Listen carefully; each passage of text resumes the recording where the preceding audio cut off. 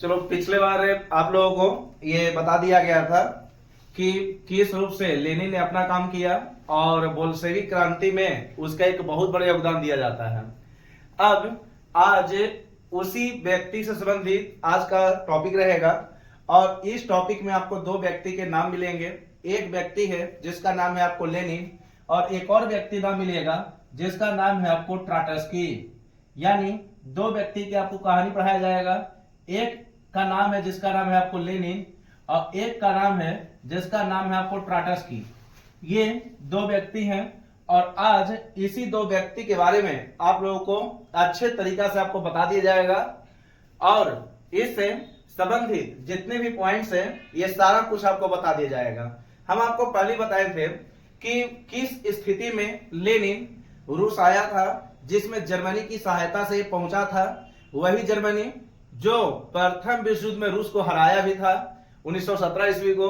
उसी जर्मनी के माध्यम से ये जो लेनिन जो था ये बोल्शेविक क्रांति का नेतृत्व कर रहा था। ठीक है, यानी जर्मनी की सहायता से जब ये यानी रूस में पहुंचा तो रूस में पहुंचते के साथ साथ इसने घोषणा किया था कि अभी क्रांति पूरी तरह से समाप्त नहीं हुआ है, अब एक दूसरी क्रांति करेंगे जिसका नाम रहेगा आपको अक्टूबर की क्रांति, जो अक्टूबर में हुआ था और इसी को एक नाम से जाना जाता है जिसका नाम है आपको बोल्शेविक क्रांति। तो अब इतना सारा काम क्रिया जो लेनिन के द्वारा किया जा रहा था ये आपको बता दिए थे। ठीक है, 1917 ईस्वी को क्रांति हुआ था। अब जब क्रांति समाप्त हुआ 1917 ईस्वी को, जिसे अक्टूबर की भी क्रांति कहते हैं, तो क्रांति के समाप्ति के बाद लेनिन के पास कई प्रकार की समस्या उत्पन्न हो रही थी। अब यहां पर यह याद रखना, हम आपको पहले बताए थे कि जब क्रांति होना वाला था तो क्रांति से ठीक पहले लेनिन ने घोषणा किया था कि जितने भी सरकारी आवास है सब पर मेरा अधिकार होगा। ठीक है, चाहे वो बैंक हो, रेलवे हो या किसी अन्य प्रकार के सरकारी आवास हो, सभी पर लेनिन ने दावा किया था कि हम सब पर हम अपना अधिकार कर लेंगे। समय बीतने के साथ साथ अधिकार किया भी और अंततः केरेंस्की की सरकार को पूरी तरह से पलट देने का भी निश्चय किया और पूरी तरह से वो हटा भी दिया। लेकिन बाद में इसी लेनिन के पास कई प्रकार की समस्या आ जाता है। अब समस्या क्या है ये चीज समझेंगे। देखें, लेनिन के पास कुछ समस्या आता है। अब ये समस्या जो था एक बहुत बड़ी समस्या तब बन जाता है जब ये लेनिन एक देश के साथ संधि करता है जिसका नाम था आपको जर्मनी। ठीक है, ये चीज समझेंगे। लेनिन यहां पर आपको रूस समझना है क्योंकि ये जो लेनिन जो था ये आपको रूस में जो बोल्शेविक क्रांति हो रहा था उसका नेतृत्व कर रहा था। तो एक तरफ आप बोल सकते हैं रूस है, जबकि एक तरफ बोल सकते हैं जिसका नाम है आपको जर्मनी। ठीक है, हम आपको पहले भी बताए होंगे कि अगर कोई भी देश, क्योंकि हम आपको बताए थे कि जर्मनी जो था यही जर्मनी जो लेनिन को रूस में आने का मतलब ये हेल्प किया था। ठीक है, लेकिन ध्यान रखना है भी कि अगर कोई जरूरत से ज्यादा हेल्प करता है तो उस समय चौकन्ना भी होना बहुत जरूरी है। ठीक है, आज के समय में अगर देखोगे और उस समय के समय भी अगर देखेंगे तो कोई भी बिना मतलब का हेल्प नहीं करता है। ठीक है, अगर कोई हेल्प कर रहा है तो उसके पीछे जरूर कोई ना कोई रीजन होगा। अगर कोई अचानक बदल जा रहा है तो उससे जरूर पूछो कि आखिरकार बदला क्यों है, जरूर कोई ना कोई कारण होगा जिसकी वजह से वो अचानक बदल जाता है। तो बात यहां पर भी वही हुआ। देखें, अब ये जो लेनिन जो था ना इसके पास कई प्रकार की समस्या था। ठीक है, अब इस समस्या को जूझने के लिए जर्मनी के साथ एक संधि किया। सुना ध्यान से, आराम से, एक संधि किया। उस संधि का नाम था आपको ब्रेस्ट लिटोवस्क की संधि। ब्रेस्ट लिटोवस्क की संधि, लिटोवस्क की संधि। ठीक है, यह सवाल आपको पूछा हुआ भी है, ब्रेस्ट लिटोवस्क की संधि। यानी अगर कहीं पूछ दे कि ब्रेस्ट लिटोवस्क की संधि किसके बीच हुआ तो एक तरफ आपको रूस रहेगा और दूसरे तरफ आपको जर्मनी रहेगा। ठीक है, आप लेनिन बोलो, कोई गलत नहीं करने वाला, गलत वही करेगा जिसको नहीं आ रहा है। तो यहां पर ये याद रखेंगे कि अब ये जो लेनिन जो था इसने जर्मनी के साथ एक संधि किया। ये संधि का नाम था आपको ब्रेस्ट लिटोवस्क की संधि। ठीक है, अब देखिए इसमें क्या हुआ से इस संधि में यह कहा गया कि पूरे रूस का एक चौथाई भाग यानी रूस का 25% भूमि, ठीक है, 25% भूमि जिसको आप एक चौथाई बोल सकते हैं, इसको देने का निश्चय किया गया, देने का निश्चय किया गया। ठीक है, सोचने वाली बात है कि जिस जमीन पर लेनिन रह रहा है, जिस जमीन पर रूस के पूरे नागरिक रह रहे हैं, बाद में यही लेनिन कई प्रकार की समस्या से जूझ रहा था और जर्मनी के साथ एक संधि किया जिसका नाम था आपको ब्रेस्ट लिटोवस्की की संधि, और इसी संधि में उसने रूस का एक चौथाई भाग भूमि को गवा दिया। ठीक है, यानी अगर मान लेते हैं कि पूरा अगर रूस है तो इसका एक चौथाई हिस्सा वह जर्मनी को देने का निश्चय दिया।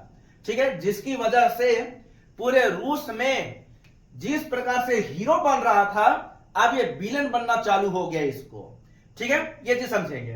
कहने का अर्थ ये है कि शुरुआत में जब ये बोल्शेविक क्रांति में आया था तो शुरुआत में इसको सब अच्छा मान रहे थे, लेकिन बाद में जब ब्रेस्ट लिटोवस्की की संधि हुआ और रूस ने यानी रूस का 25% भूमि को दान दे दिया तो लोगों के नजर में एक प्रकार से विलेन हो गया।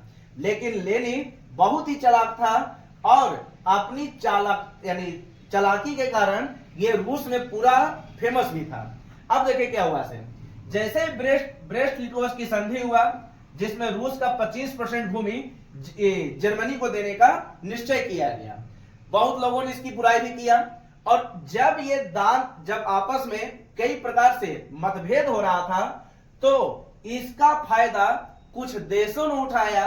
अब इसी समय एक देश था जिसका नाम था आपको, इस रूस पर कुछ देशों का आक्रमण हो गया।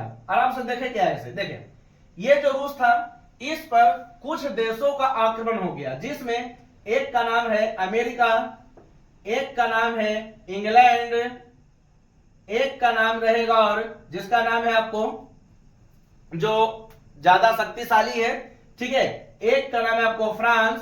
तो ये तीनों देशों का आक्रमण कर दिया गया इस पर, रूस पर।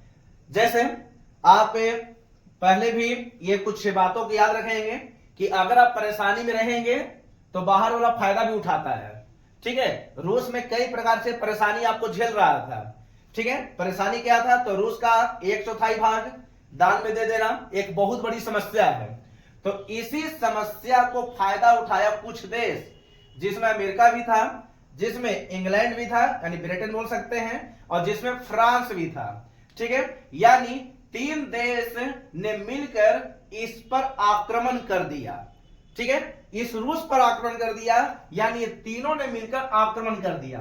तो याद रखेंगे आक्रमण जब भी करेगा तो इसके लिए इसको बाहरी से यानी बॉर्डर से इसको पार करना पड़ेगा। ये तो बाउंड्री एक प्रकार से यानी बॉर्डर है, समझना आराम से क्या है। देखें ये जो बाउंड्री है, अब यहां पर समझने के लिए हम कुछ इसके पॉइंट्स को भी पहले हम बता दिए हैं, जिसमें ये भी बताए थे कि जब बोल्शेविक क्रांति हुआ था तो इस ट्राटस्की को एक पद मिला था, उस पद का नाम था आपको विदेश मंत्री का पद। ठीक है, ये चीज, उस पद का नाम था विदेश मंत्री का पद, और इस विदेश मंत्री के द्वारा यही कहा गया कि अगर कोई भी बाहरी देश हस्तक्षेप करता है तो हम उसको पूरी तरह से कड़ा मुकाबला करने के लिए भी तैयार रहेंगे। तो यहां पर याद रखना कि हम आपको यह भी बताए थे कि ये जो लेनिन था ना, इसके द्वारा एक चेका का गठन किया गया था। ठीक है, चेका का गठन किया गया था 1917 ईस्वी को, जबकि ये जो ट्राटस्की है इसके द्वारा लाल सेना का गठन किया गया था। लाल सेना का गठन किया था जिसका नाम था आपको ट्राटस्की। ट्राटस्की उस समय का विदेश मंत्री हुआ करता था रूस का। ठीक है, ये चीज समझेंगे। देखें अब यहां पर ध्यान रखेंगे कि समय बीतने के साथ साथ ये हुआ कि ट्राटस्की को विदेश से मंत्रालय मिल चुका था, और ये जो चेका जो था एक प्रकार से ये भी बताए थे कि आपको पुलिस बल था। ठीक है, और पुलिस जो होता है ना, आपको बॉर्डर पर ज्यादातर नहीं मिलेगा, ये आपको अंदरूनी मामला को यानी संभालेगा। ठीक है, ये चीज समझेंगे। पुलिस जो है ये आपको अंदरूनी मामला को संभालता है, जबकि जो बड़ा बड़ा जो कमांडर होता है वो यहां पर संभालेगा, यहां पर कहने का मतलब जिसको बोल सकते हैं बाउंड्री या फिर बॉर्डर आप बोलो, कोई दिक्कत नहीं होगा। ठीक है, अब देखिए क्या हुआ इसे। अब यहां पर ये हुआ ना कि अब अमेरिका, इंग्लैंड और फ्रांस तीनों ने आक्रमण कर दिया रूस पर। जैसा ही रूस पर आक्रमण हुआ तो दोनों अपनी चाल यानी चालाकी के कारण लेनिन ने चेका को यानी उतार दिया। विदेश यानी जो विदेश मंत्री जो था जिसका नाम था आपको ट्राटस्की, इसने लाल सेना को उतार दिया। लाल सेना जो था ये बाहरी मामले को संभाला। ठीक है, बाहरी मामला कौन था? तो वही विदेशी लोग को भगाने के लिए, यानी ये जो लाल सेना जो था ना ये बाह्य युद्ध के लिए जाना जाता था। ठीक है, जबकि ये जो चेका जो था ये आपको आंतरिक के लिए था। अगर आंतरिक कुछ भी होता था, आंतरिक का मतलब हो गया रूस के अंदर और बाह्य का मतलब हो गया रूस के बाहर। ठीक है, ये चीज समझेंगे। तो यहां पर याद रखेंगे कि रूस के बाहर के लिए यानी जो अमेरिका, इंग्लैंड और जो फ्रांस था इस पर आक्रमण करने के लिए बेजोड़ हमला लाल सेना किया, और जो रूस के जो अंदर का जो मामला था इसका निपटारा करने के लिए चेका को उतार दिया गया। चेका क्या है? तो एक प्रकार से पुलिस बल है, पुलिस का नाम है, पुलिस संगठन है। ठीक है, ये चीज समझेंगे। अब देखिए क्या हुआ से। अब इसमें हुआ ना कि ट्राटस्की जो था अपने विदेश नीति के कारण, मंत्रालय भी विदेश मंत्री मिल चुका था यानी विदेश मंत्री के पद पर बैठा हुआ था, और अपनी चालाकी के कारण अंततः इस तीनों को यहां से भगाने का भी दावा कर दिया। ठीक है, यानी कहने का मतलब है कि इतना ताबड़तोड़ हमला किया कि ये तीनों देश यहां से भाग गया। ठीक है, यानी कह सकते हैं कि तीनों देश की हार हो गया। तीनों देश कौन होंगे? तो अमेरिका होंगे, इंग्लैंड होगा और फ्रांस होगा। ठीक है, समय बीता, समय बीतने के साथ साथ ये हुआ कि साल भी आपको चेंज हो गया और आ गया सन 1918 ईस्वी, क्योंकि जितनी भी घटना आपको घट रहा था ये आपको 17 के लपेट में ही था। ठीक है, ये चीज समझेंगे। अब देखिए क्या हुआ से। अब ये हुआ कि जैसा ही 1918 ईस्वी आया, जैसा ही 1918 ईस्वी आया तो लेनिन ने घोषणा किया कि इस रूस को एक नया नाम हम देंगे, जिसका नाम था आपको सोवियत संघ। ठीक है, सोवियत संघ, सोवियत संघ का नाम दिया गया यानी नामकरण कर दिया गया। इस सोवियत संघ वर्तमान में देखा जाए तो सोवियत संघ में आपको उस समय 15 देश हुआ करते थे, बाद में इसमें विभाजन हुआ और इस सोवियत संघ को एक प्रकार से रूस के नाम से जाना जाता है उस समय का। ठीक है, यहां पर याद रखना कि सन 1918 ईस्वी को लेनिन के द्वारा घोषणा किया गया कि रूस को एक नया नामकरण करेंगे। अब इसका नाम सोवियत संघ होगा, जिसमें 15 देशों का समूह रहेगा। ठीक है, यह चीज समझेगा, 15 देश का समूह हुआ करता था इस सोवियत संघ में। इसको शॉर्ट में यूएसएसआर कहा जाता था। ठीक है, सोवियत संघ जिसका निर्माण 1918 ईस्वी को हुआ था। ठीक है, ये चीज समझेंगे। और यहां पर यह भी ध्यान रखेंगे कि इस लेनिन के द्वारा पहला समाजवाद की भी स्थापना कर दिया गया था। ठीक है, समाजवाद देश की स्थापना किया गया था। यह चीज समझना, ये आपको सवाल बना हुआ है कि दुनिया का पहला समाजवादी देश कौन है, तो इसका नाम आपको रूस हो जाएगा। ठीक है, ये सवाल आपको बना हुआ है और आपको पहले ही बताया है कि अगर कोई भी टॉपिक पढ़ते हैं तो ये दिमाग में पूरी तरह से आप निकाल दें कि आप 10वां का पढ़ रहे हैं। दिमाग में ये रखें कि आपको सारा कुछ आपको बाद में मिलेगा पढ़ने के लिए, चाहे आप किसी प्रकार का विषय हो, यानी कोई भी अगर आप बुक उठाते हो, ज्यादातर अगर आप कंपटीशन की तैयारी करेंगे तो सारा क्वेश्चन आपको वहां पर ये मिलता है। ठीक है, तो इसलिए आपको बार बार समझाते हैं कि पढ़ो ऐसा जिससे आपको मतलब जॉब की भी तैयारी अच्छे से हो जाए। देखें यहाँ पर क्या हुआ है। यहाँ पर हुआ ना कि 1918 ईस्वी को कुछ ये नियम बना दिया। नियम यह था कि पहला समाजवादी देश की स्थापना करेंगे और सोवियत संघ का निर्माण कर देंगे। ठीक है, ये चीज समझेंगे। और इसी 1918 ईस्वी को एक और बात हुआ कि हम गणतंत्र की भी स्थापना करेंगे।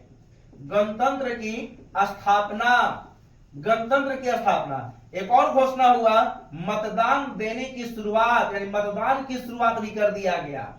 देखो लेनिन ने अपने तरीका से बहुत काम किया, भले लोग इसकी बुराई किया कुछ क्षण के लिए, ठीक है, ये चीज समझेंगे। वैसे भी पहले भी आपको बताया है कि बुराई हमेशा होता है, ठीक है, और अच्छाई भी प्रत्येक व्यक्ति में होता है, बशर्ते वो डिपेंड करता है कि समय कैसा चल रहा है। अगर समय खराब चल रहा है तो बुराई होगा, अगर समय अच्छा चल रहा है तो अच्छाई होगा, ठीक है। यानी अच्छा और बुरा आपको समय पर भी कभी कभी डिपेंड करता है।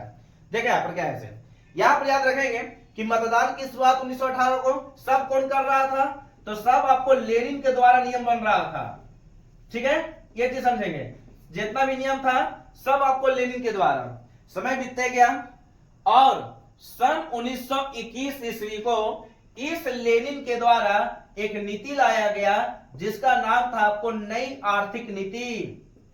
नई आर्थिक नीति की शुरुआत किया गया, ठीक है। अगर पूछेगा कि नई आर्थिक नीति का जन्मदाता कौन है तो दुनिया में, तो इसका उत्तर याद रखेंगे लेनिन, ठीक है, लेनिन।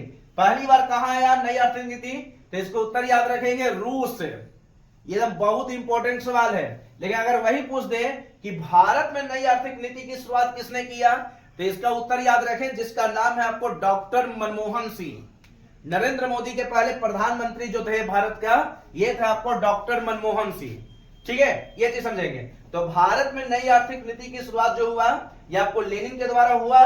कब हुआ तो भी याद रखेंगे, सन 1921 ईस्वी को, सन 1921 ईस्वी को। समय बीतने के साथ साथ यह हुआ कि लेनिन अपना काम कर रहा था, ट्राटस्की को भी एक बहुत बड़ा पद मिल गया, ठीक है। अंततः बहुत करने पर अब सन 1924 ईस्वी को इस लेनिन की मृत्यु हो जाती है, ठीक है। ये चीज ऐसा नहीं है कि कोई व्यक्ति हमेशा के लिए जीवित ही रहेगा, ठीक है, ये चीज समझेंगे।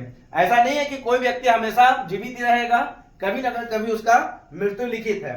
तो अपना काम कर रहा था, अपने काम करने के बाद अंततः सन 1924 ईस्वी को इसकी मृत्यु हो जाती है। अब जैसा ही मृत्यु होती है तो पूरे रूस में पूरी तरह से सन्नाटा छा गया कि अब लेनिन के बाद कौन बनेगा, यानी रूस का पूरी तरह से, यानी देखा जाए तो सर्वहारा, ठीक है, कौन बनेगा रूस का शक्तिशाली व्यक्ति कौन बनेगा, तो उसमें नाम लिया जाता ट्राटस्की का। लेकिन इसी बीच एक व्यक्ति उभर कर आता है जिसका नाम है आपको स्टालिन, ठीक है, वो स्टालिन जिसे रूस का पिता भी कहा जाता है। तो अगला जो टॉपिक हमारा जो रहेगा उस टॉपिक का नाम ही रहेगा आपको स्टालिन। तब तक ये टॉपिक को आप लोग बढ़िया से उतार लेंगे क्योंकि इससे कई प्रकार का सवाल है आपको, ठीक है, उतारे।